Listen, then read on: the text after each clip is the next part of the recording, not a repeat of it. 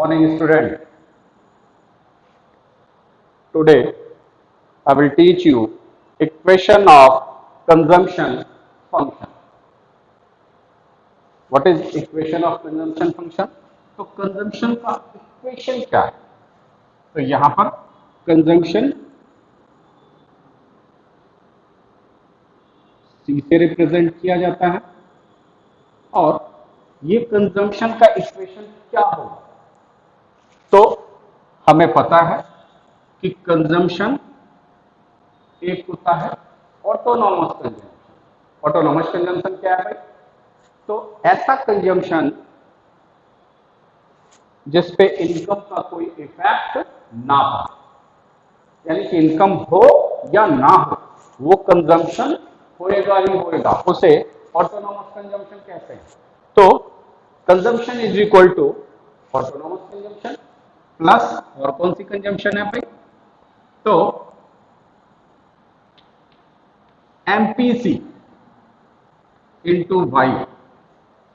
Change in income के साथ हमारा कंजम्पशन भी चेंज होता है, तो ये कंजम्पशन हो गया। इन दोनों का टोटल ही हमारा कंजम्पशन कहलाता है। क्लियर है?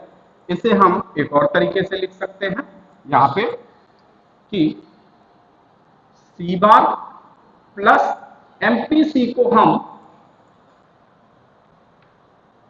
बी से डिनोट करते हैं।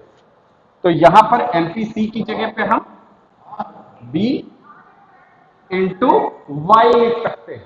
क्लियर है?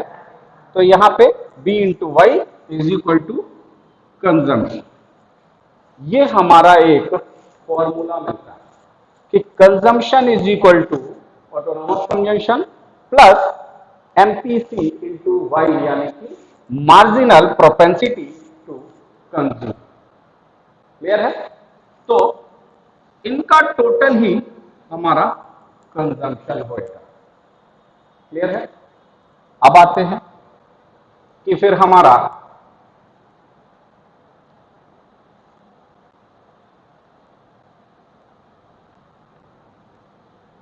सेविंग फंक्शन का इक्वेशन क्या होगा?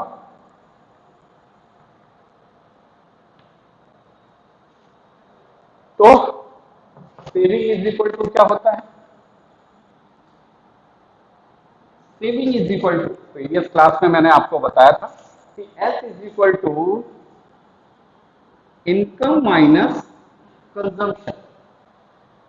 क्लियर है? Income minus consumption. क्यों इनकम माइनस कंजम्पशन? क्योंकि इनकम क्या होता है? Income is equal to consumption plus saving. Consumption और सेविंग का टोटल ही तो इनकम होता है कि हम जो इनकम करेंगे वो इनकम या तो कंज्यूम करेंगे या फिर सेव करेंगे या कंज्यूम और सेव दोनों करेंगे। तो कंजम्पशन और सेविंग का टोटल ही इनकम होता है। क्लियर है? और जब हम सेविंग निकालेंगे तो ये से इधर जाएगा, जो कि मैंने प्रीवियस क्लास में आपको बताया था। इसलिए s is equal to y minus c, where y is income, c is consumption and s is also known as saving. अब आते हैं कि यहां पर इस इक्वेशन को हम और भी उसी तरह से लिख सकते हैं कि नहीं लिख सकते? बिल्कुल लिख सकते हैं। क्या? इनकम तो है ही हमारा, ये क्या है? ये कंजम्पशन है, और कंजम्पशन हमने यहां पर देखा है कि consumption is equal to C bar plus MPC into Y या C bar plus B into Y. तो क्या हम इस कंजम्पशन की जगह पर माइनस ये नहीं लिख सकते हैं? C bar plus B into Y. Clear है? यहां पर ये हो गया, इसे एक उसमें। अब इसको हम, इस ब्रैकेट को हम खोलते हैं। इस ब्रैकेट को अगर हम खोलते हैं तो क्या आएगा? यहां पे y माइनस सी बार, और चूंकि यहां पे माइनस है यहां पे प्लस है, जब माइनस और प्लस का मल्टीप्लीकेशन होएगा तो माइनस ही आएगा। तो यहां पे माइनस बी इंटू वाई हो जाएगा। क्लियर है? अब आते हैं हम इसे थोड़ा सा और अरेंज करते हैं। यहां पे माइनस सी बार, यहां पे वाई क्या है, प्लस है, plus Y minus B Y. ऐसे लिख सकते हैं? बिल्कुल लिख सकते हैं। अब इसे और एलाबोरेट करते हैं कि यहां पे y है, यहां पे y है। y को अगर हम कॉमन लेके ब्रैकेट में लिख दें तो भी ये सही हो जाएगा, बिल्कुल हो जाएगा। कैसे? यहीं पे लिखते हैं माइनस सी बार प्लस यहां पे y मैंने बाहर ले कॉमन ले लिया और ब्रैकेट में यहां y की जगह पे 1 माइनस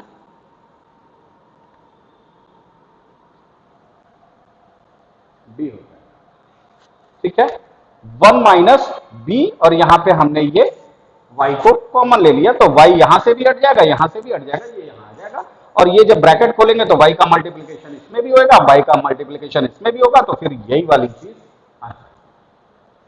अब आते हैं b को, मैंने क्या बताया आपको कि b is equal to MPC. तो क्या इसे 1 माइनस एमपीसी नहीं लिख सकते? बिल्कुल लिख सकते हैं, 1 माइनस एमपीसी।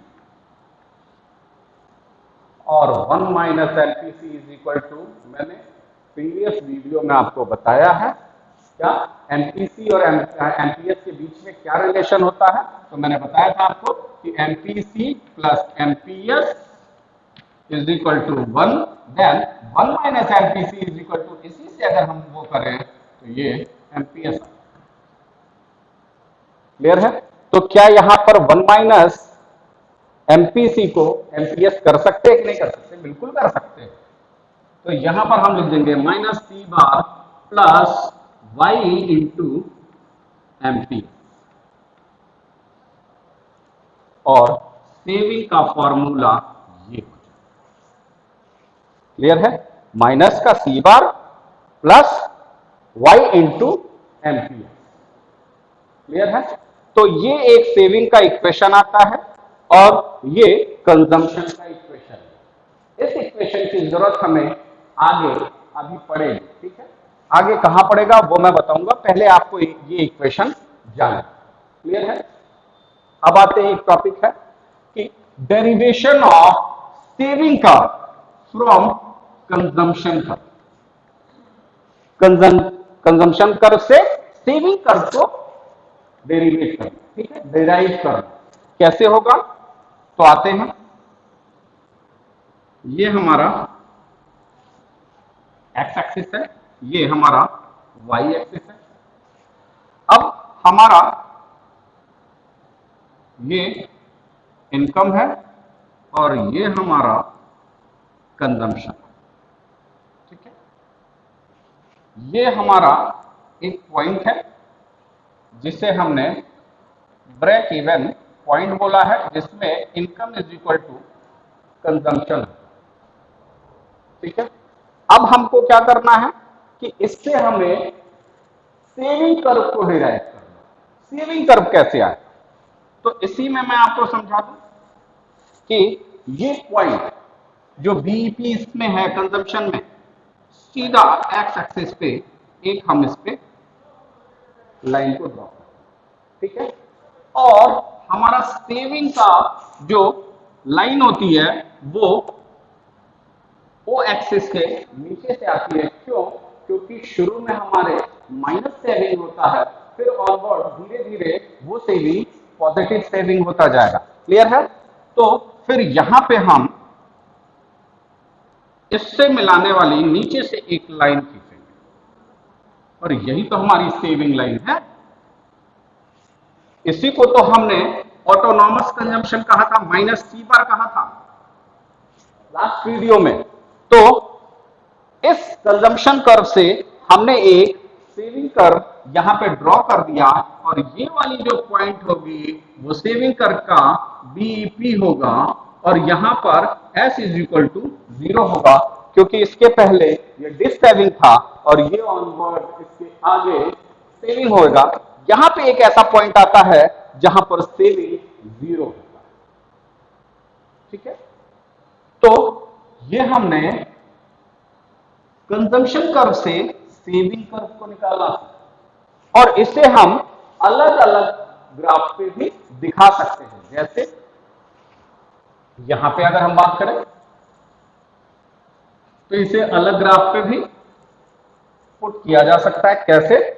ये हमारा कंजम्पशन कर्व हो जाएगा जिसमें आपकी ये इनकम, ये हमारा कंजम्पशन, यहां पे ये दोनों मीट करते हैं, ये हमारा बीईपी हो जाएगा जहां पे y is equal to consumption, income is equal to consumption हो जाएगा। एक दूसरा हम सेविंग का ग्राफ पुट करेंगे, एक्स एक्सिस है ये वाई एक्सिस है, और यहां पे हमारा ये पॉइंट देखिए, ये पॉइंट यहां पे आ रहा है, इसे हम इससे कर देते हैं,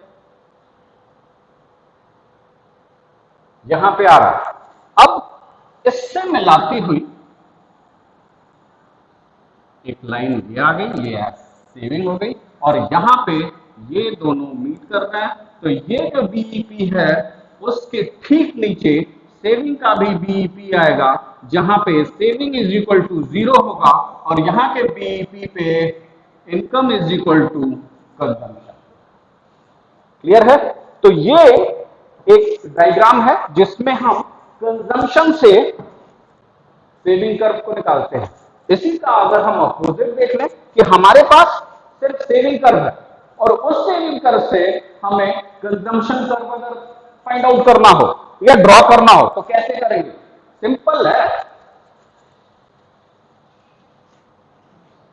करना क्या है हमें, सिर्फ यहां पे ये आ गया हमारा सेविंग का कर्व जो यहां से नीचे से जाएगा। क्यों नीचे से जाएगा? क्योंकि ऑटोनॉमस कंजम्पशन माइनस में आएगा, यहां पे शुरू में हमारी डिस सेविंग होती है तो वो 0, ये वाई यहां से जा रहा है। अब आते हैं कि ये इतना पॉइंट हमारा क्या है, ऑटोनॉमस कंजम्पशन है जो यहां पर डिस सेविंग को शो कर रहा है। तो हम एक दूसरी फिगर को ड्रॉ करेंगे ऐसे, और इसमें हमारा ये इनकम हो जाएगा जो 45 डिग्री पे आएगा। क्लियर है? अब ये जो हमारा है बीईपी यहां पे मिल रहा है, तो यहां पे जो बीईपी मिल रहा है इसके ठीक जस्ट ऊपर ही ऐसे हमारा कंजम्पशन का बीईपी मिलेगा जिसे हम ऐसे मिला देंगे।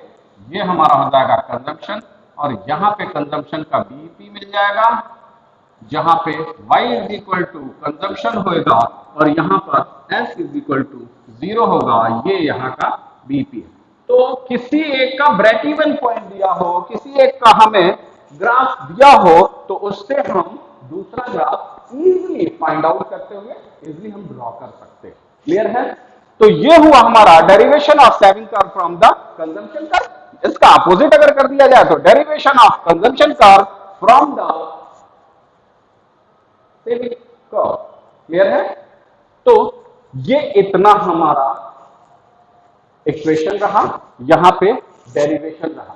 इन दोनों की जरूरत आगे जब हम पढ़ेंगे इक्विलिब्रियम वो करने एस्टैब्लिश करने के लिए, तो उसमें इसकी जरूरत पड़ेगी।